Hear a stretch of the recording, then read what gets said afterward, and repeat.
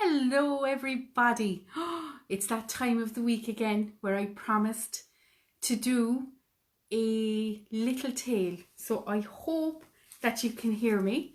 And if you come on, make yourself known, say hello.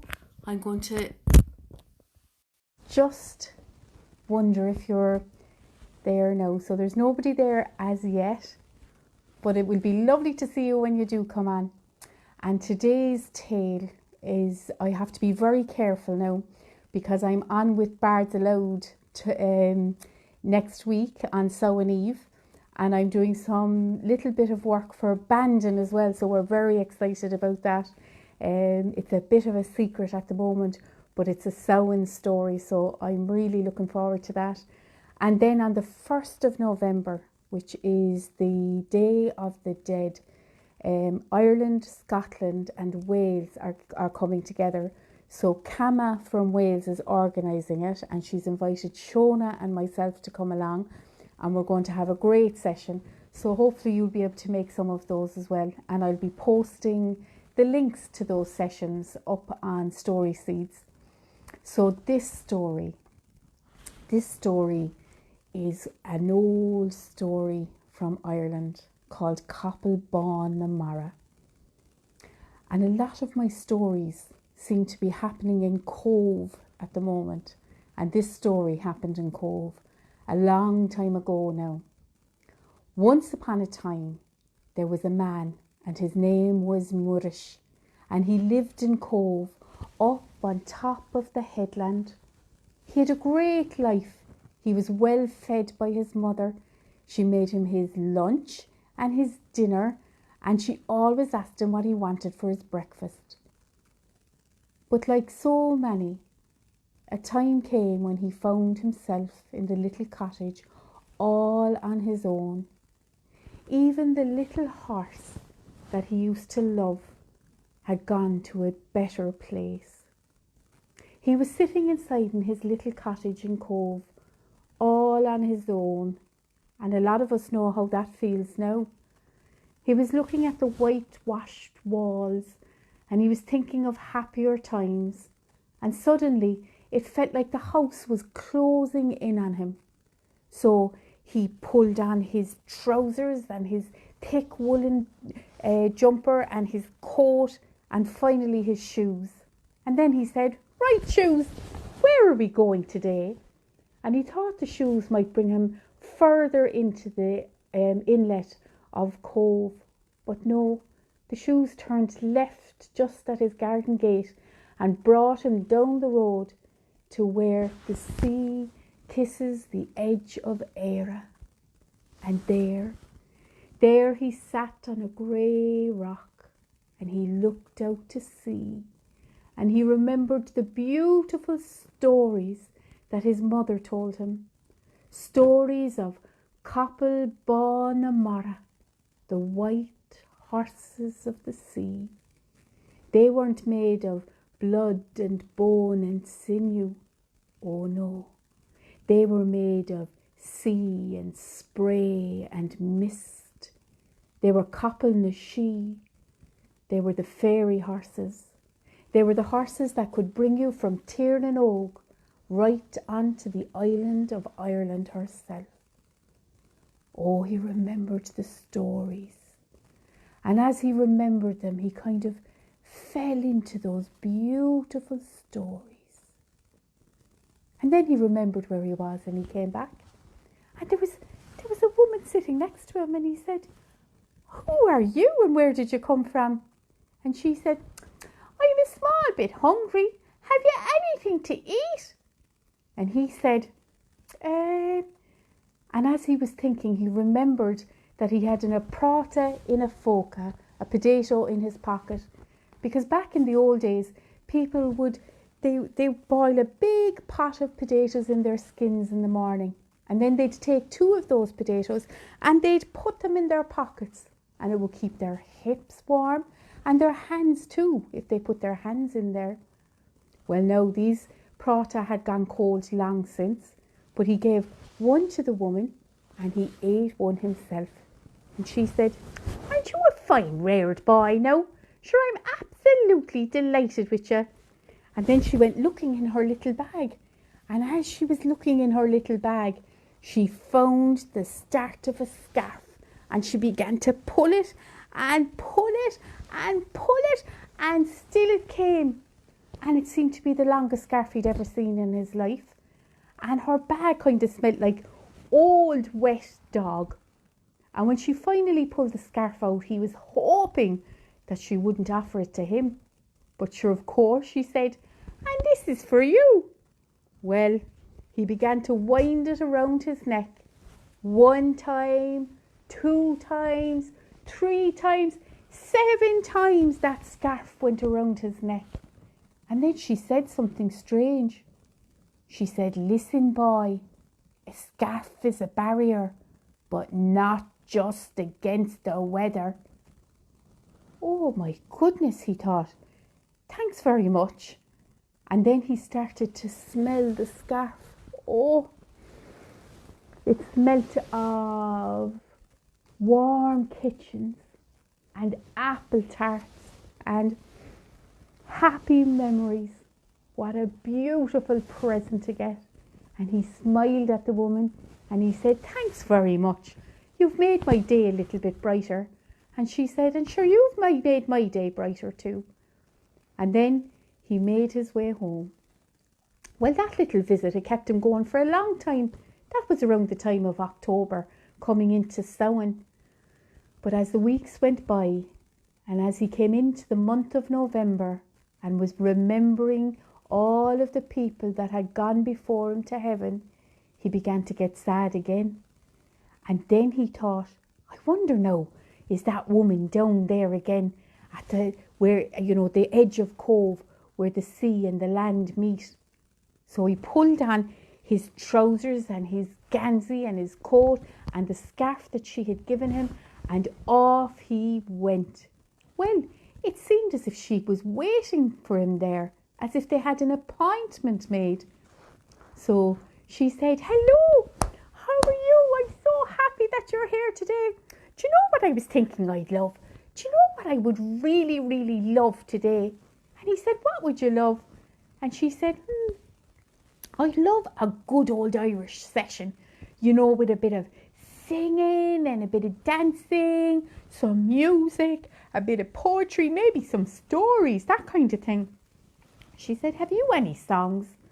He said, oh, I'm afraid I don't have songs, but I've a lovely story about Capall, the white horses of the sea. And she said, that's brilliant. I'll tell you what, why don't I sing a song and then you can tell me a story and then maybe we'll have a dance around. And he said, yeah, that sounds great. So I think the song she sang was Trasna na downta dul shir, Slán leis an uignas is slán leis an fear. Slán leis an uignas. Oh, wouldn't I love that, he said. Goodbye to the loneliness. Wouldn't that be fantastic? And she agreed with him. And then she said, now, tell me the story. And so he told her the story of Capall and then they had mouth music and they sang and they did a little dance right around the grey rock down there on the headland of Cove.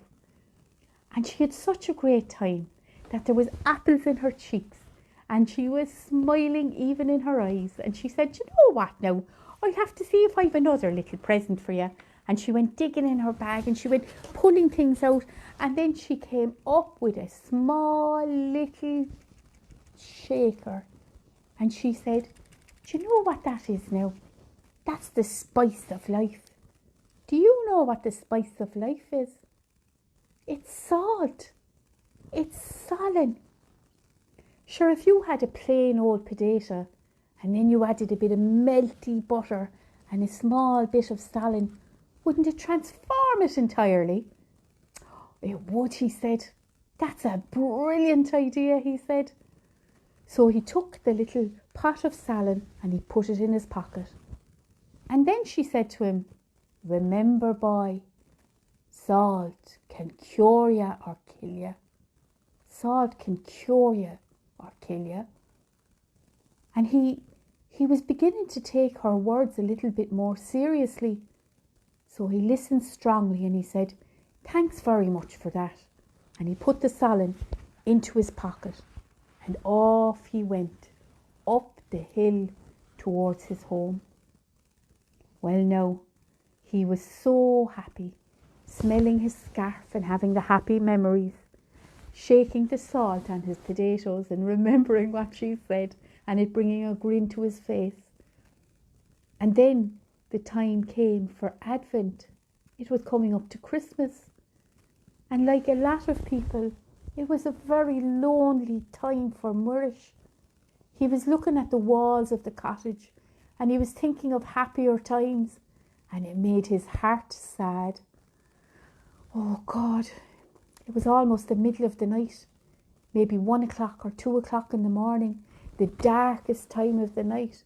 And he thought, I'm going to go down to the sea and maybe the old woman will be there, but she probably won't. Sure, it's the middle of the night. And he pulled on the scarf, he put the salt in his pocket, he put on his gansy and his coat, and he marched with purpose down the road. Well, now, the moon was high up in the sky, a fine, big, fat, white moon it was, a magical moon, the cold moon, the last moon of the year. And he made his way to their grey rock, a shadow in the night time. And as he looked into the darkness, it seemed that there was a dark figure coalescing out there just a little bit further by where the waves were. And then he saw that it was the shape of the woman, and she was carrying something. She was dragging something along behind her. He ran to meet her to help her. And then he saw that she was carrying a harness. "Oh my goodness," he said. And she said, "I saw this and I thought it was for you." And he said, oh. He got such an ache in his heart, for he would have loved a horse. And then she saw the sorrow had moved from his heart into his eyes, and she said, "What is it, boy? What's wrong?" And he said, "Oh, I'd love a little horse, but I never saved my money." And she said, "Ah, no, boy, that's your head talking. What's your heart saying?" And he said, "Oh, my heart is saying I'd love the company of a horse. I'd love a little horse of my own." And so she gave him the harness, and he took it from her. And then she said, "Listen, boy, a harness makes a horse docile. A harness gentles a horse." "Thank you," he said, taking the harness from her. And then they both came to a knowing. As she looked into his eyes, and as he looked into hers, he could see the wrinkles around them. He could see that she had more Christmases behind her than she had in front of her.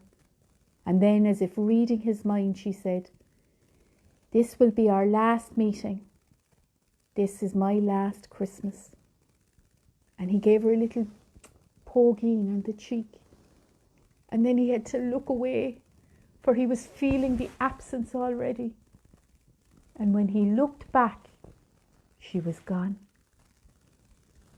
He began to make his way home, when in the field, just up from the headland, he saw a beautiful horse, as white and as perfect as he'd ever seen in his life. He couldn't take his eyes off her. It seemed as if she was calling him in, and he started to move towards the horse. And he was thinking to himself, she could be a Capall na she, a white horse of the sea, Capall Bán na Mara. But he couldn't stop himself moving towards the horse. And then he remembered the woman's words. "A scarf, boy, is a barrier, but not just against the weather." So he put the scarf under his legs and made a big figure 8 shape out of it and tied it at his neck. And then, because he couldn't stop himself, he sat up on that horse. And the horse rose in one fluid movement. And he said, oh, please, Capall Bán na Mara, don't bring me to the sea. Don't drown me. But indeed, she started to move towards the sea. Oh, and then she heard it. She heard his glutes on her back because he wasn't stuck. And she began to be afraid. And she started to trot towards the sea. And he said, Capall Bán na Mara, stop! But she was really afraid at this stage. Murish put his hands into the mane of the horse and he held on tight. For Murish had ridden horses from before he could walk. And if he did, the mane of the fairy horse began to turn into snakes and to bite the hand of Murish. Oh my God, he thought to himself. And then he remembered that in his pocket he had the little bit of Solin, and Solin could cure you or kill you. So he shook it on the mane of the horse, and when he did, it turned back into the mane again. This time the horse was really afraid. She reared up in front of the moon, hoping to shake him off, but she couldn't shake him off. And now, when she threw her head back, he put the halter over her head. Straight away, she became docile. Her hooves were only about 2 or 3 inches from the wild Atlantic Ocean that could have taken her safely back to Tír na nÓg. She looked longingly at the water, but he was leading her away. Oh, Capall Bán na Mara, he said, I'm going to call you on Banri Bán, the White Queen, and you know what we're going to do? We're going to plough the back field out behind my cottage.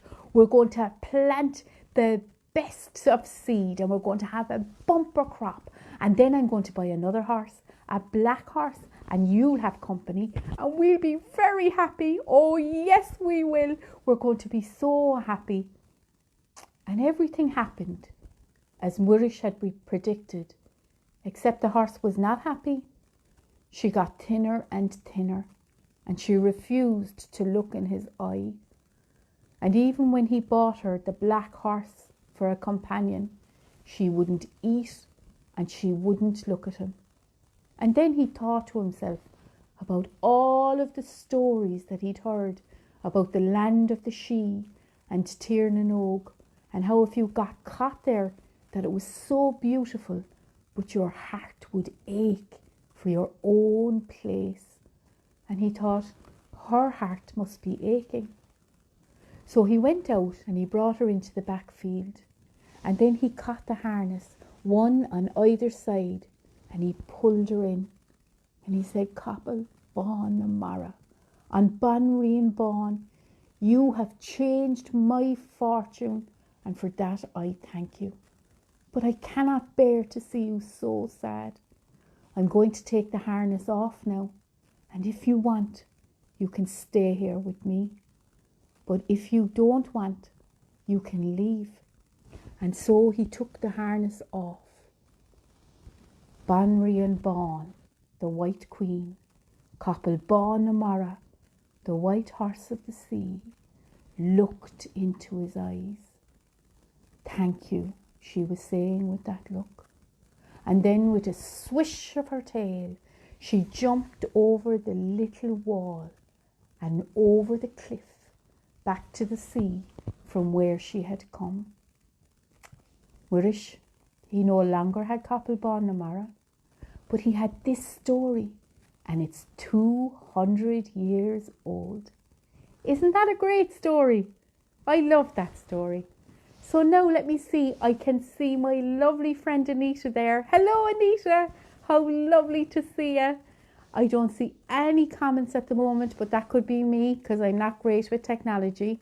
I can see all the lovely little love hearts. So nice. So just to remind you, it is the season of Samhain, and we have stories coming up in Cyber London and the meeting of Cyber Scotland, England and Wales. So that's somewhere in the sea, I think, but it's going to be amazing. And then in Bandon, we have a secret surprise, and I'll tell you more about that in the coming days. So thank you so much for being here with me. Mwah! And I'll see you again this time next week.